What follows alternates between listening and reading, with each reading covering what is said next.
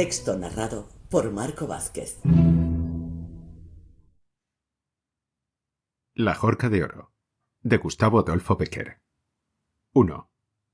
Ella era hermosa, hermosa con esa hermosura que inspira el vértigo. Hermosa con esa hermosura que no se parece en nada a la que soñamos en Los Ángeles, que sin embargo es sobrenatural. Hermosura diabólica, que tal vez presta al demonio a algunos seres para hacerlos sus instrumentos en la tierra. Él la amaba con ese amor que no conoce freno ni límites. La amaba con ese amor en que se busca un goce y solo se encuentran martirios. Amor que se asemeja a la felicidad y que, no obstante, parece infundir el cielo para la expiación de una culpa. Ella era caprichosa y extravagante como todas las mujeres del mundo. Él, supersticioso y valiente, como todos los hombres de su época. Ella se llamaba María Antúnez, él Pedro Alfonso de Orellana. Los dos eran toledanos, y los dos vivían en la misma ciudad que los vio nacer. La tradición que refiere esta maravillosa historia, acaecida hace muchos años, no dice nada más acerca de los personajes que fueron sus héroes. Yo, en mi calidad de cronista verídico, no añadiré ni una sola palabra de mi cosecha para caracterizarlos mejor. 2. Él la encontró un día llorando y le preguntó: «¿Por qué lloras?». Ella se enjugó los ojos, le miró fijamente, arrojó un suspiro y volvió a llorar.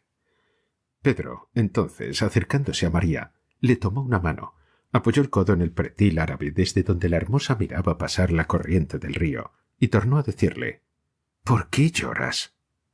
El Tajo se retorcía gimiendo al pie del mirador entre las rocas donde se asienta la ciudad imperial.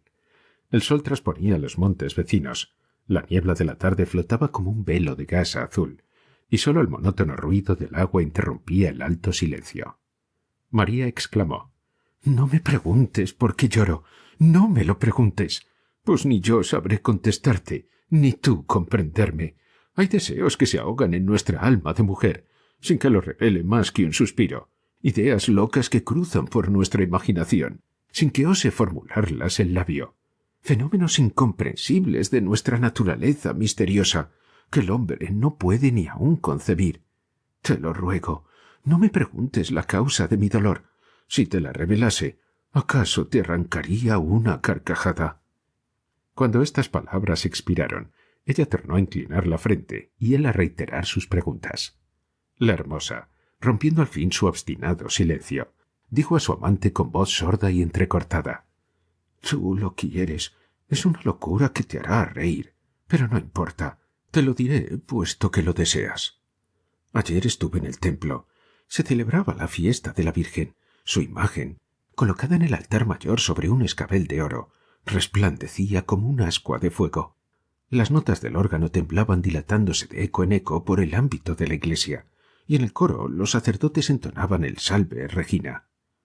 Yo rezaba absorta en mis pensamientos religiosos, cuando maquinalmente levanté la cabeza y mi vista se dirigió al altar. No sé por qué mis ojos se fijaron desde luego en la imagen. Digo mal, en la imagen no. Se fijaron en un objeto que hasta entonces no había visto, un objeto que, sin poder explicármelo, llamaba sobre mí toda mi atención. No te rías. Aquel objeto era la Jorca de Oro que tiene la Madre de Dios en uno de los brazos en que descansa su divino Hijo. Yo aparté la vista y torné a rezar. ¡Imposible! Mis ojos se volvían involuntariamente al mismo punto.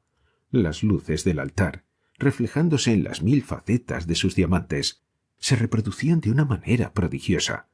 Millones de chispas de luz rojas y azules, verdes y amarillas, volteaban alrededor de las piedras como un torbellino de átomos de fuego, como una vertiginosa ronda de esos espíritus de llamas que fascinan con su brillo y su increíble inquietud. Salí del templo, vine a casa, pero vine con aquella idea fija en la imaginación. Me acosté para dormir. No pude. Pasó la noche, eterna, con aquel pensamiento. Al amanecer se cerraron mis párpados, y, lo creerás, aún en el sueño veía cruzar, perderse y tornar de nuevo una mujer morena y hermosa, que llevaba la joya de oro y de pedrería. Una mujer, sí, porque ya no era la Virgen que yo adoro y ante quien me humillo. Era una mujer, otra mujer como yo, que me miraba y se reía mofándose de mí. ¿La ves? Parecía decirme, mostrándome la joya: «¿Cómo brilla? Parece un círculo de estrellas arrancadas del cielo de una noche de verano. ¿La ves? Pues no es tuya. No lo será nunca, nunca. Tendrás acaso otras mejores, más ricas, si es posible. Pero esta, que resplandece de un modo tan fantástico, tan fascinador, nunca, nunca». Desperté, pero con la misma idea fija aquí. Entonces, como ahora, semejante a un clavo ardiendo, diabólica, incontrastable, inspirada sin duda por el mismo Satanás. ¿Y qué? Callas y doblas la frente. ¿No te hace reír mi locura? Pedro, con un movimiento convulsivo, oprimió el puño de su espada, levantó la cabeza, que en efecto había inclinado, y dijo con voz sorda: «¿Qué virgen tiene esa presea?» «La del sagrario», murmuró María. «La del sagrario», repitió el joven con acento de terror. «La del sagrario de la catedral». Y en sus facciones se retrató un instante el estado de su alma, espantada en una idea. «Oh, ¿por qué no la posee otra virgen?», prosiguió con acento enérgico y apasionado. «¿Por qué no la tiene el arzobispo en su mitra, el rey en su corona o el diablo entre sus garras? Yo se la arrancaría para ti, aunque me costase la vida o la condenación. Pero a la Virgen del Sagrario, a nuestra santa patrona, yo que he nacido en Toledo, imposible, imposible». «Nunca», murmuró María con voz casi imperceptible. «Nunca». Y siguió llorando. Pedro fijó una mirada estúpida en la corriente del río, en la corriente que pasaba y pasaba sin cesar ante sus extraviados ojos, quebrándose al pie del mirador entre las rocas sobre que se asienta la ciudad imperial. 3. Catedral de Toledo. Figuraos un bosque de gigantes palmeras de granito que al entrelazar sus ramas forman una bóveda colosal y magnífica, bajo la que se guarece y vive, como la vida que le ha prestado el genio, toda una creación de seres imaginarios y reales. Figuraos un caos incomprensible de sombra y luz, en donde se mezclan y confunden con las tinieblas de las naves los rayos de colores de las ojivas, donde lucha y se pierde con la oscuridad del santuario el fulgor de las lámparas. Figuraos un mundo de piedra, inmenso como el espíritu de nuestra religión, sombrío como sus tradiciones, enigmático como sus parábolas, y todavía no tendréis una idea remota de ese eterno monumento del entusiasmo y la fe de nuestros mayores, sobre el que los siglos han derramado a porfía el tesoro de sus creencias, de su inspiración y de sus artes. En su seno viven el silencio, la majestad, la poesía del misticismo, y un santo horror que defiende sus umbrales contra los pensamientos mundanos y las mezquinas pasiones de la tierra. La consunción material se alivia respirando el aire puro de las montañas. El ateísmo debe curarse respirando su atmósfera de fe.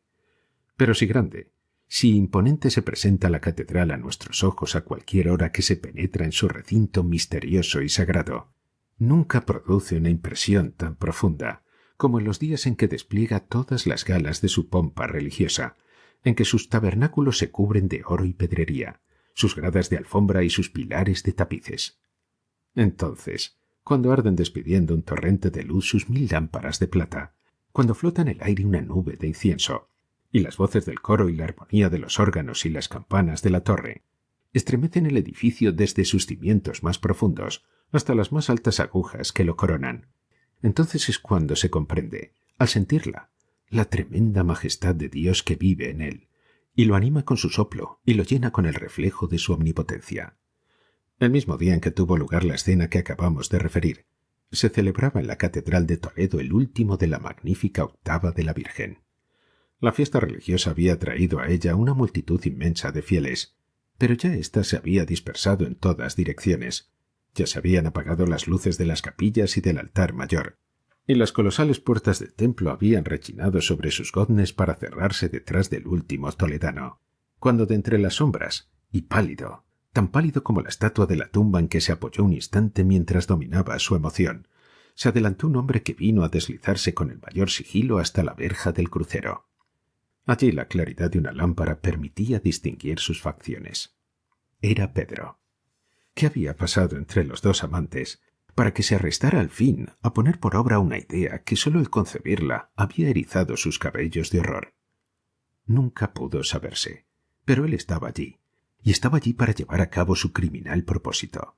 En su mirada inquieta, en el temblor de sus rodillas, en el sudor que corría en anchas gotas por su frente, llevaba escrito su pensamiento. La catedral estaba sola, completamente sola, y sumergida en un silencio profundo. No obstante, de cuando en cuando se percibían como unos rumores confusos, chasquidos de madera, tal vez, o murmullos del viento, o, quién sabe, acaso ilusión de la fantasía, que oye y ve y palpa en su exaltación lo que no existe. Pero la verdad era que ya cerca, ya lejos, ora a sus espaldas, ora a su lado mismo, sonaban como sollozos que se comprimen, como roce de telas que se arrastran, como rumor de pasos que van y vienen sin cesar. Pedro hizo un esfuerzo para seguir en su camino. Llegó a la verja y subió la primera grada de la capilla mayor. Alrededor de esta capilla estaban las tumbas de los reyes, cuyas imágenes de piedra, con la mano en la empuñadura de la espada, parecen velar noche y día por el santuario, a cuya sombra descansan todos por una eternidad. «¡Adelante!», murmuró en voz baja, y quiso andar y no pudo. Parecía que sus pies se habían clavado en el pavimento. Bajó los ojos, y sus cabellos se erizaron de horror. El suelo de la capilla lo formaban anchas y oscuras losas sepulcrales. Por un momento creyó que una mano fría y descarnada le sujetaba en aquel punto con una fuerza invencible. Las moribundas lámparas que brillaban en el fondo de las naves como estrellas perdidas entre las sombras oscilaron a su vista, y oscilaron las estatuas de los sepulcros y las imágenes del altar, y osciló el templo todo con sus arcadas de granito y sus machones de sillería. «¡Adelante!», volvió a exclamar Pedro como fuera de sí, y se acercó al ara, y trepando por ella, subió hasta el escabel de la imagen. Todo alrededor suyo se revestía de formas quiméricas y horribles. Todo era tinieblas y luz dudosa, más imponente aún que la oscuridad. Solo la reina de los cielos, suavemente iluminada por una lámpara de oro, parecía sonreír tranquila, bondadosa y serena en medio de tanto horror. Sin embargo, aquella sonrisa muda y móvil que le tranquilizara un instante, concluyó por infundirle temor.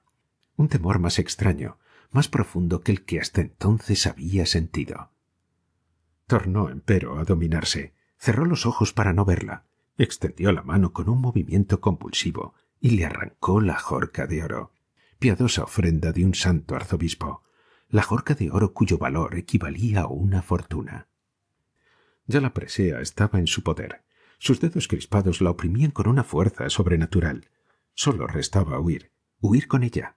Pero para esto era preciso abrir los ojos, y Pedro tenía miedo de ver la imagen, de ver los reyes de las sepulturas, los demonios de las cornisas, los entriagos de los capiteles, las fajas de sombras y los rayos de luz que, semejantes a blancos y gigantescos fantasmas, se movían lentamente en el fondo de las naves, pobladas de rumores temerosos y extraños. Al fin abrió los ojos, tendió una mirada, y un grito agudo se escapó de sus labios.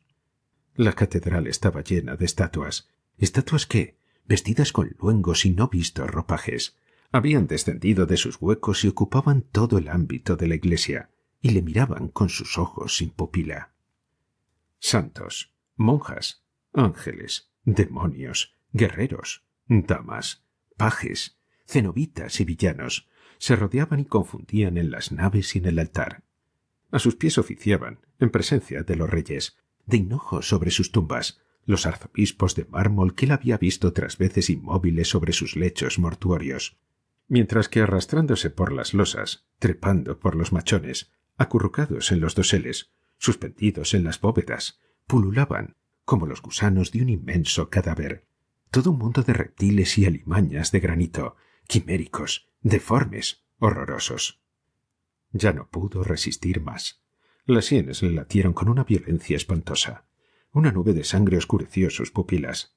Arrojó un segundo grito, un grito desgarrador y sobrehumano, y cayó desvanecido sobre el ara. Cuando al otro día los dependientes de la iglesia le encontraron al pie del altar, tenía aún la ajorca de oro entre sus manos, y al verlos aproximarse, exclamó con una estridente carcajada: «¡Suya! ¡Suya!». El infeliz estaba loco.